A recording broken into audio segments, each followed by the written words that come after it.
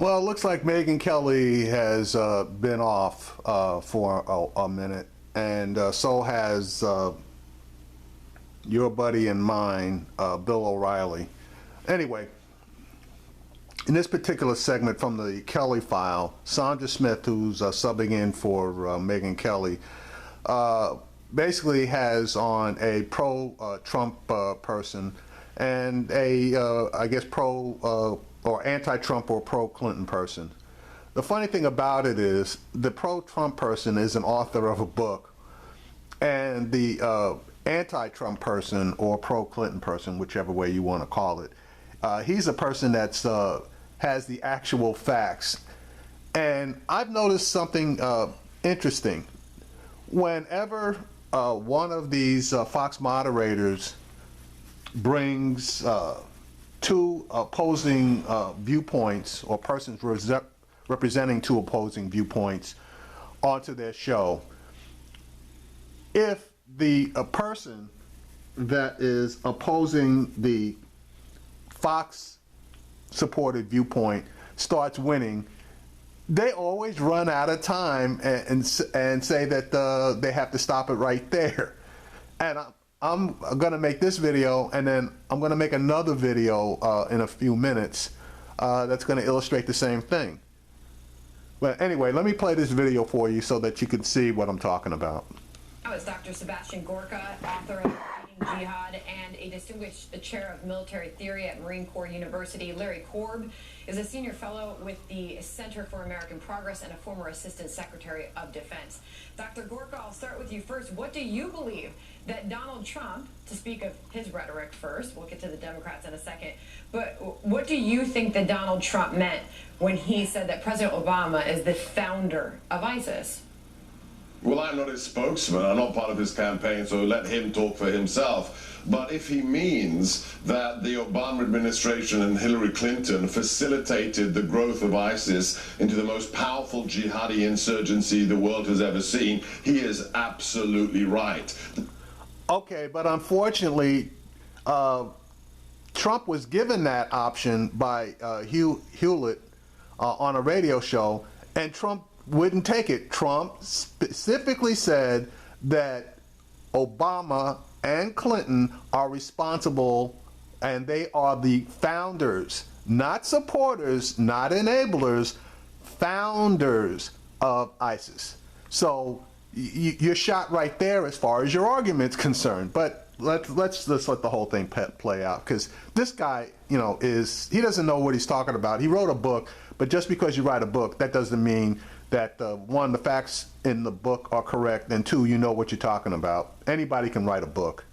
Let's just look at the facts. In 2008, when this senator from Illinois became the president and afterwards appointed Hillary as his secretary of state, at that moment in time, ISIS didn't exist. Al-Qaeda in Iraq, the forerunner of ISIS, was one regional franchise inside Iraq.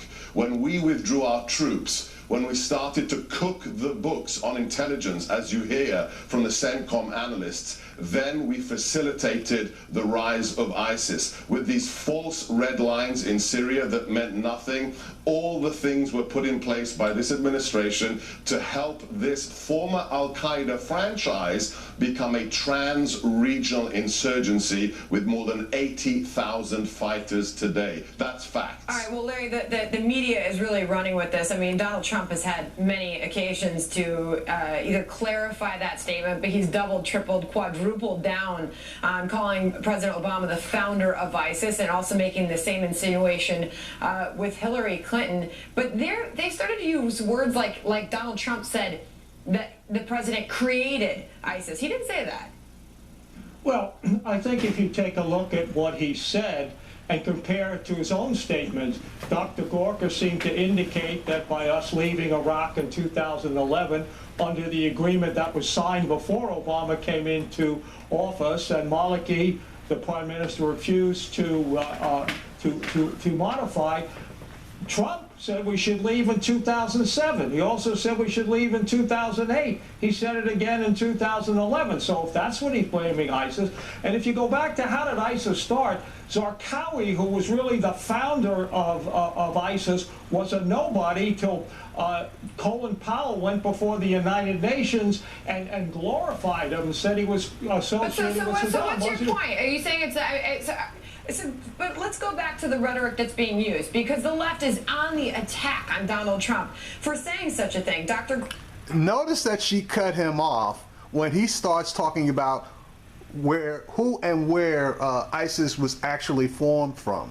So if Zarqawi was one of the original founders of ISIS, and Colin Powell, who was the Secretary of State under George Bush, basically glorified him, then who really was the founder or helped found ISIS? It was within the Bush administration.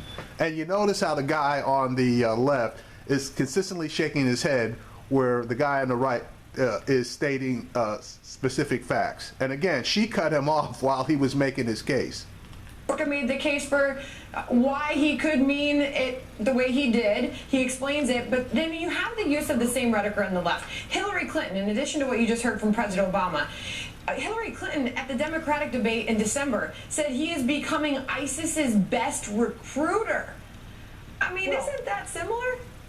Well, I think if you take a look at what he said today, what he said yesterday, basically it's the same thing that Mr. Putin and the Ayatollah are saying. And in fact, the Ayatollah says we created ISIS, so you'd have Sunnis killing Shias, and that's why we have to do the things that we do. This rhetoric, I mean, and again, it contradicts things he himself has said. Never mind what the Democrats are saying. I can show you 2007. He said we ought to get out. Said it again in 2008. Said it again in 2011. So if that's the problem, he is responsible for it. And Dr. Gorka, you mentioned the CENTCOM report. We just led with that at the top of the hour.